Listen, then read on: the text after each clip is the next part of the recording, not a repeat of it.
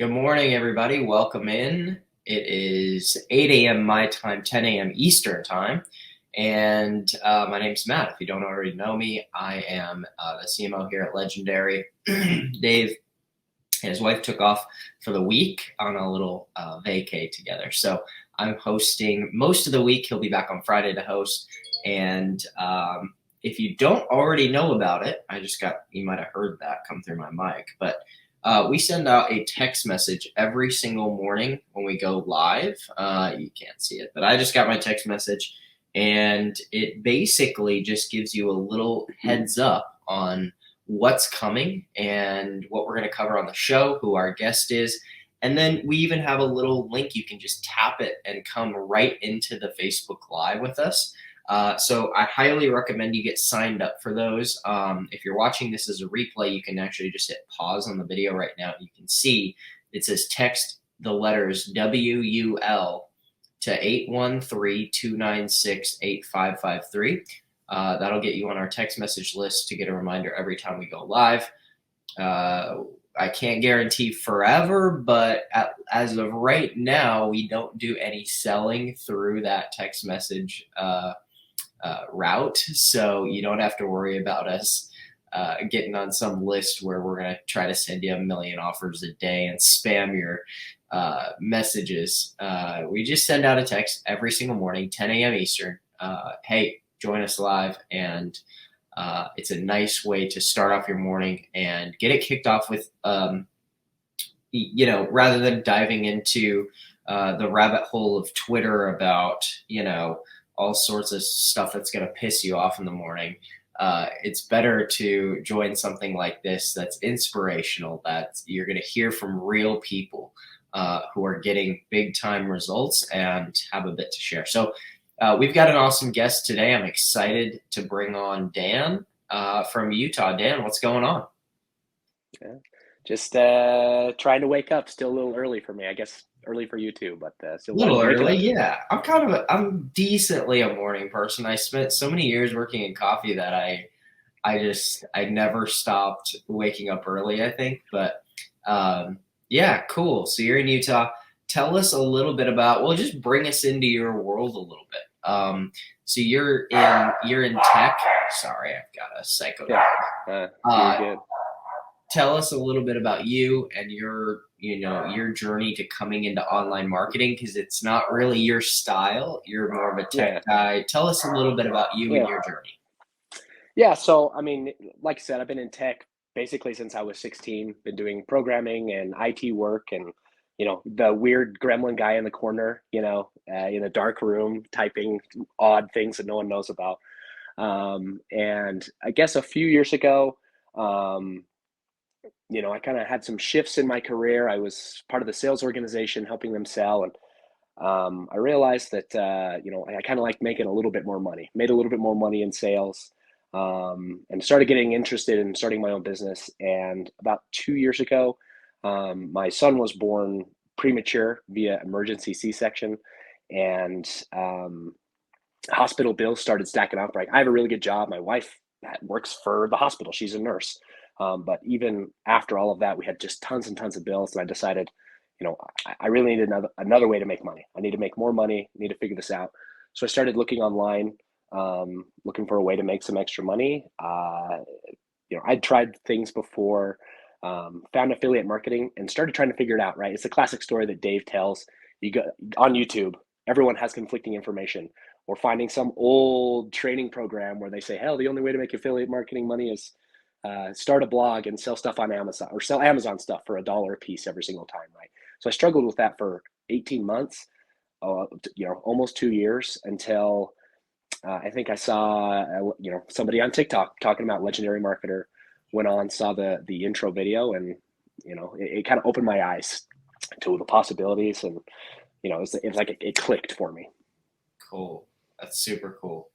I'm so curious, like, during that 18 months that you were like were you buying courses, going through stuff, trying to set up some blog and tech and stuff? And like, what was that like? What kinds of stuff were you into, or what was that journey like? Because it's very disorienting. I went through that too. It's like super disorienting, because you're like, is this really the thing? Is this the really the Yeah. thing? Yeah. So it really did start with just conflicting info on YouTube. And then I found what looked like a really good course. Um, and yeah, I took this course and I read through the whole thing, and it's like, I don't know, it just seemed, I didn't realize how old school it was. It was honestly, I think it was a 5 or 6, maybe even 7-year-old course that I had gotten looped into. And yeah, it was just, it was super duper frustrating, I guess, right? Because I'm not a big writer.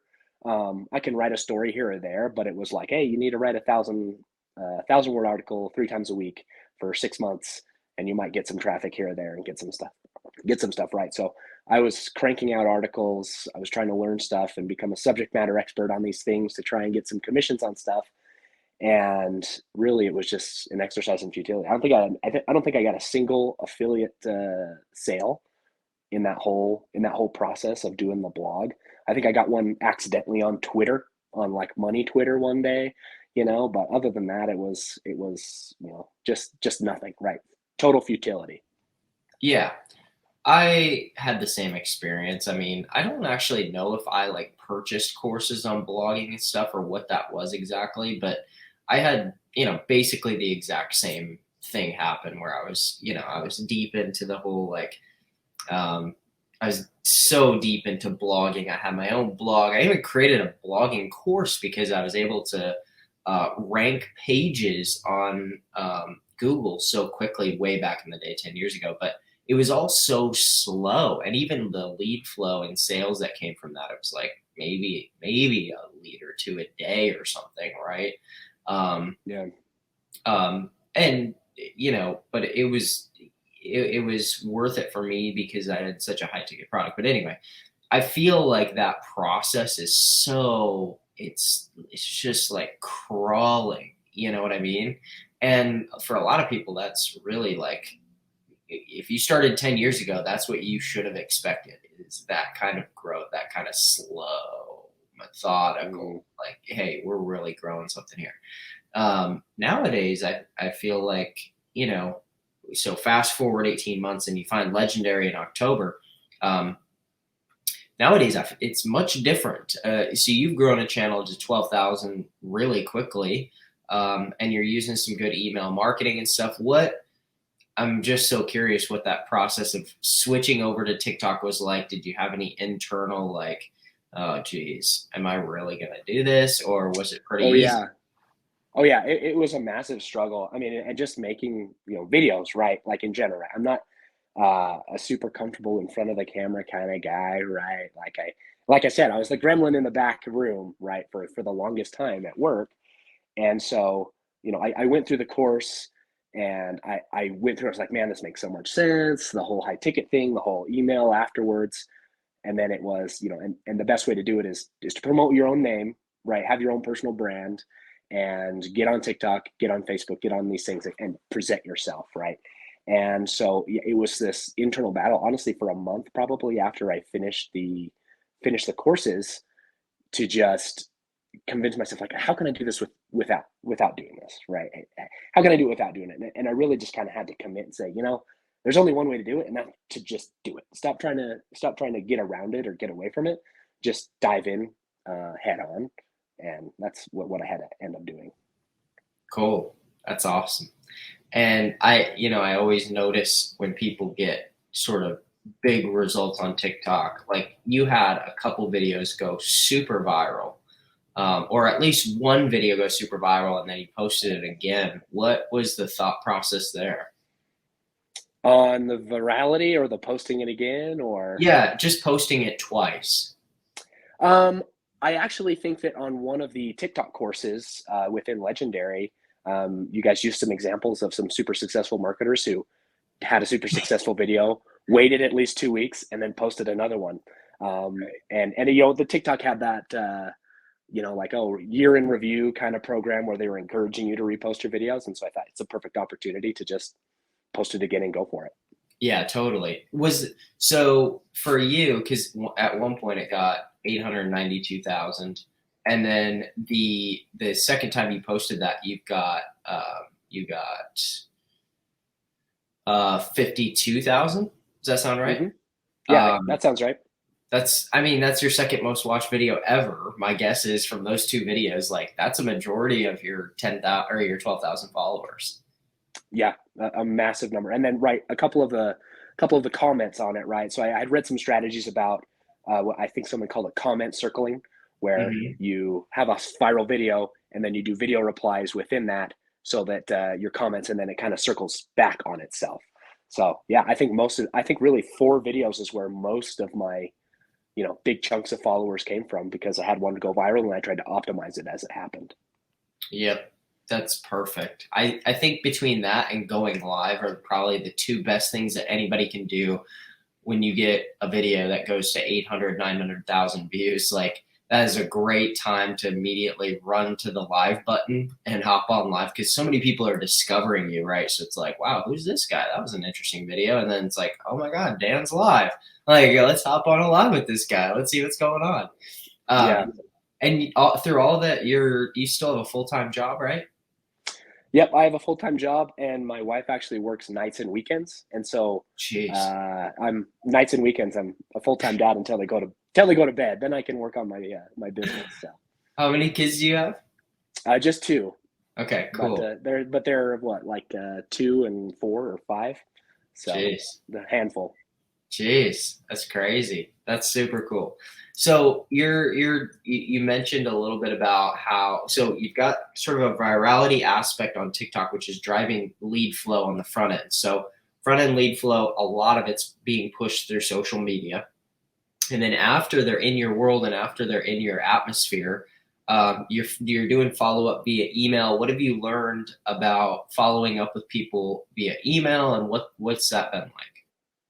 Yeah, kind of the super interesting thing is I kind of thought email was dead, right? And I always saw that kind of thing, right? And people like, oh, you can't do this via email.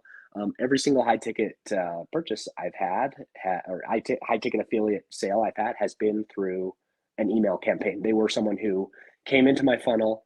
They didn't necessarily purchase right off the bat, but they got an email, a follow up email, that I had in my campaign, and then came through and ended up, purchasing something, right? And so, um, yeah, I've just seen a lot of success with my email campaign, and I had to do a lot of optimization on my email campaign too, right? I think when I first started, I thought, okay, this is just copy paste, right? And at first that was okay. I was getting a little bit of success, and as I looked more and more at it, I realized, I need to personalize every single one of these emails. I need to even intersperse my own story. I think there's a storytelling course that Dave has, that just another one of those eye openers, right? It's like all the legendary training is like every single time I watch something, it's like, oh, eye opening, right? Some Yeah. strategy I didn't understand, didn't think about, and so after I watched some of those storytelling videos from Dave, I started intermixing my own personal story just throughout the campaign. And I think it got people to get to know me a little bit better, had a lot higher engagement on my emails, and a lot more success. Yeah, that's cool. We always talk about in at a legendary. We always talk about how, um, well, we're always asking ourselves what are the big levers that we can pull to make the biggest impact. So, like with email marketing, if you can increase your open rates from 3% to 18%, like that's a 6x improvement. And all you did likely was change something with your headline or change something with the subject line or something, right?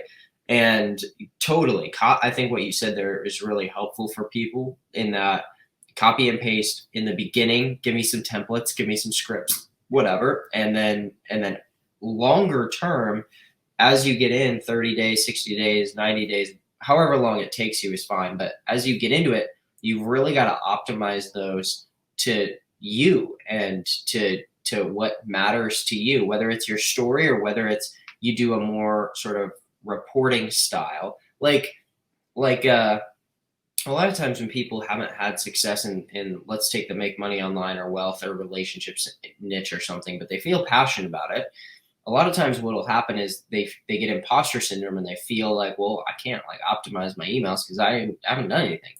But getting into a reporter style voice where you're like, just reporting on people who have had success with XYZ product.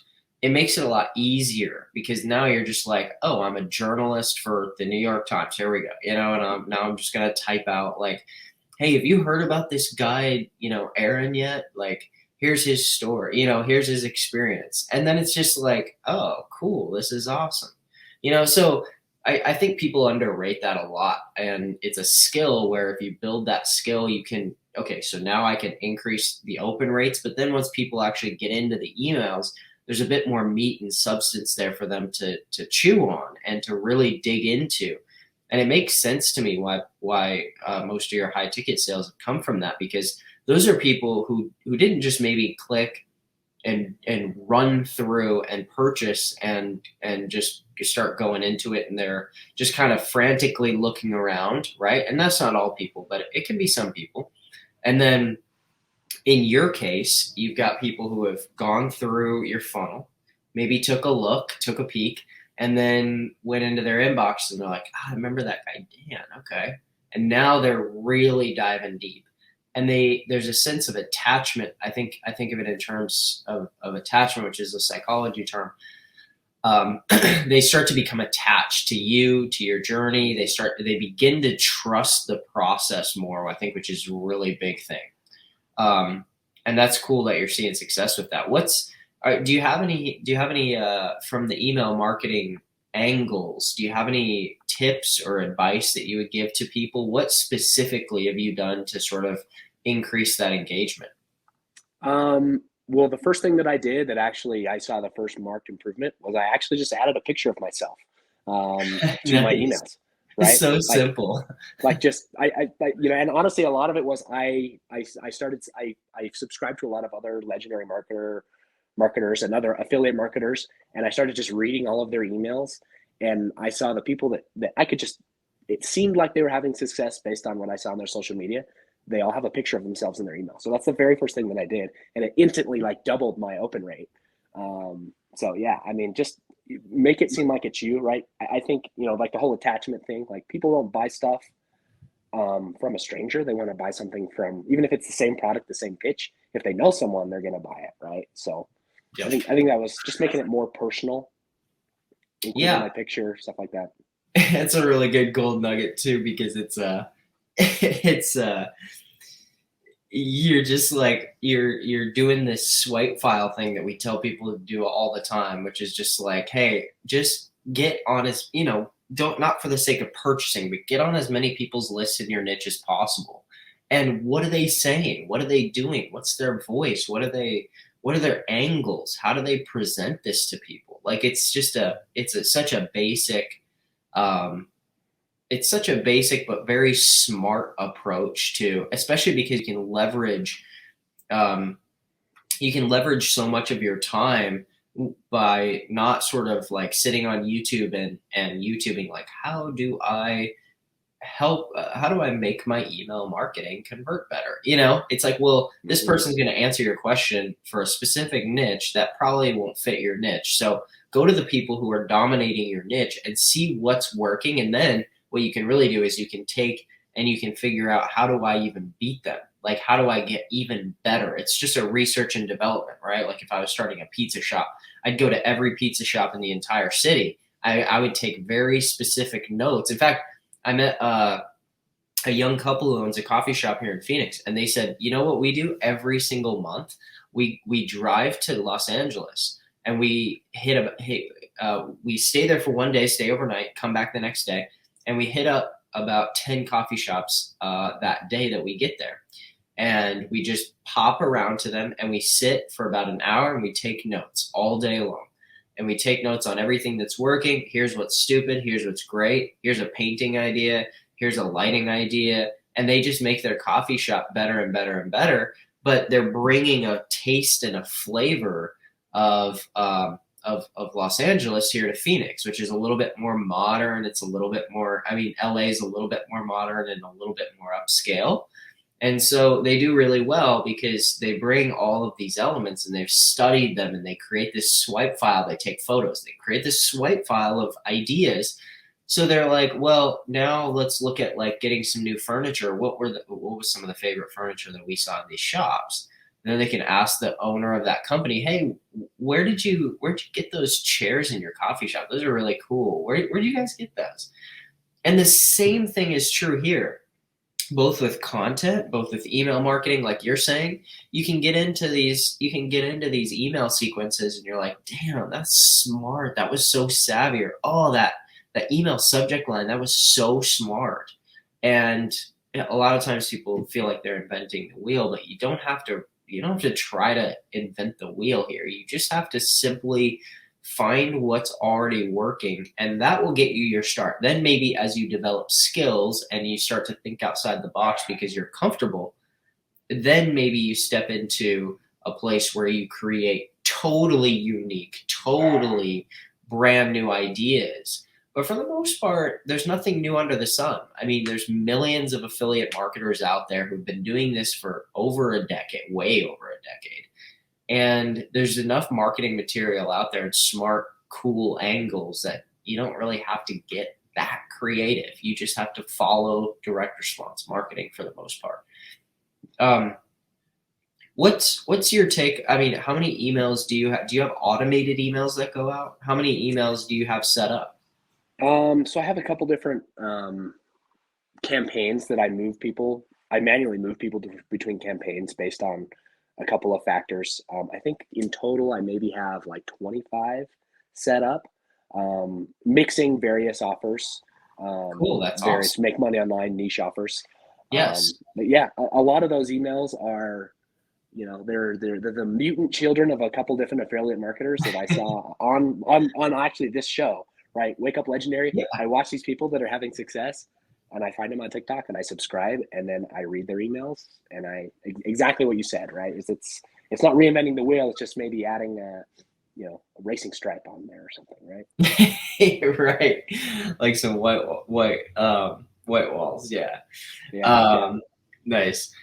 That's cool. We were just chatting the other day with or I was just emailing the other day with a guy who just recently hit platinum affiliate with us, and I was like, man, I'm so curious. You've had such a huge last like month, and he was like, dude, I've been at this for over a year, and basically for the last year, I've been kind of ignoring my email list. He's got well over 10,000 people on his email list, and he just, he's been creating content and stuff, but he was like, you know what?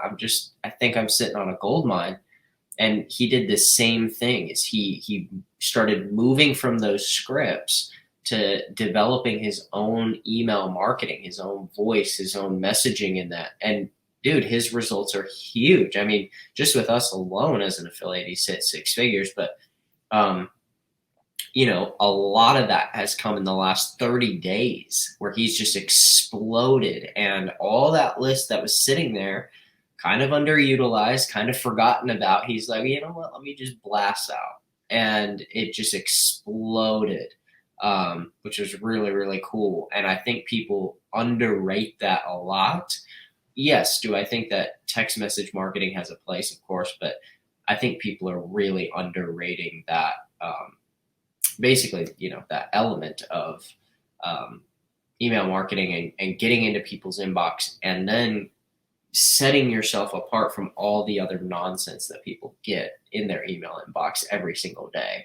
Because people are now so conditioned to just archive or delete all their email as soon as it comes in there. Um, for people, I'm curious, for people who are newer to the game, you're part of our blueprints community too. For people Yep. who are newer to affiliate marketing, and now you're an affiliate of our company as well, so just full disclaimer there. But for people who are newer to our company and newer to this whole affiliate marketing thing, um, what would you say to them, or what do you say to some of those people who email you back and are like, "Hey, I don't know, this seems I'm just nervous. Like it's weird to buy a course online. I'm not used to that. Like this seems a little bit like it's out of my wheelhouse." What would you say to those Hmm. people? I mean, a lot of it's just it was out of my wheelhouse too, right? Like it's one of those things that it's like, it is a little bit weird and it's a little bit scary at first if it's something you don't understand. Um, but it's, again, that's where I think it comes back for me, at least to my story, right? It's like, I was kind of scared at first too, right? I didn't know what I was doing at first too. And I did make the mistake of diving in to maybe the wrong things, right? Without guidance, without someone telling me what to do. And so, I think a lot of it's like, hey, this is a proven system. There are thousands of people that this works for, and there's a massive community of people. I think that's another piece of it too, is those other YouTube videos and courses that I took. There was a community there, but not really, right? You couldn't Yep. actually ask anyone any questions, and that's another major thing I love about Legendary is um, you know, there's several Facebook groups and all different levels of questions and people with levels of success. And you can ask any question from the basics of the mechanics of getting things set up to, what's your content strategy. And there's always somebody there to jump in and help you, right? So it's just kind of that reassuring. It's like, it's scary, but you have support. Yeah, totally. I think there's a lot of courses out there. There's a lot of uh, gurus out there, whatever. But we've got 40,000 people or something in our Facebook group. I think 41,000 or something. There's a lot of people. It's reviewed as 4.9 out of 5 stars for a reason on Facebook. There's a lot of different places you could review stuff, but yeah, just of that community alone, there, if it was really like a big time scam or something, like you would know, you would hear about it everywhere. Mm-hmm. But for the most part, our community is very friendly, and we embrace the newbies. We don't like to call people newbies, but we embrace the noobs, and Yeah. and there's a lot of help. There's a lot of support. Even people who email me, and I'm like, I'll respond to them pretty quick. Um, and we've got we've just, I think I think you're right. I think that one really underrated piece of this particular experience, I'll call it like an experience or program, is the element of having, the element of having really quality people. And I think we've got lucky, but I think we also put it out into the marketplace and have attracted a lot of people like that, like you, and just a ton of people who are part of our community who, when they get an email from somebody, in a lot of other worlds, people are like, who's this joker? Like, get away from me, dude. And in our world, it's like, yeah, I can help. No problem. We've got a lot of people who get a lot of value and self-worth from helping others, which is really cool. Yeah, yeah. I would say that the way you guys run the Facebook groups and moderate the whole organization is, it's like a spirit of collaboration for sure. Like no one's smacking each other down, or like, hey, stay in your lane kind of thing. It's like, hey man, I started somewhere too. Like, I feel like everyone's jumping in to say like, hey, I'll help you. No Yep, questions asked. So totally. Well, cool. Is this the best place for people to follow you? yes, that's my Cool. primary TikTok. Yep. Sweet. I love it. Well, Dan, thanks for everything. We're going to get people to go give you a follow and send you a little Okay. message of inspiration today. But thanks for everything. Thanks for sharing some secrets on email marketing, a little strategy there. And if you ever need anything, hit us up. We'd love to chat in a couple months and just see where you're at and catch up. Sounds great. Cool. Thanks, Dan. All right. Thanks. All right, guys. So, a big part of why we bring people onto the show is we want you to go follow them. So you can see Dan is on TikTok, DANTOPIA, and then the number 1. So Dantopia 1. Um, Go give him a follow. And then, also just comment on one of his most recent videos. Say, hey, saw you on Wake Up Legendary, right? Or, hey, I really liked what you said about XYZ on Wake Up Legendary, and maybe rewatch this, get a little bit of a tip, or get a good gold nugget about, how do I get inspiration from email marketing.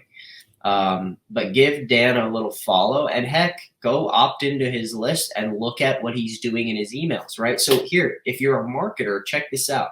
If you're a marketer and somebody comes on a show and says, I've started to get really good results from my email marketing,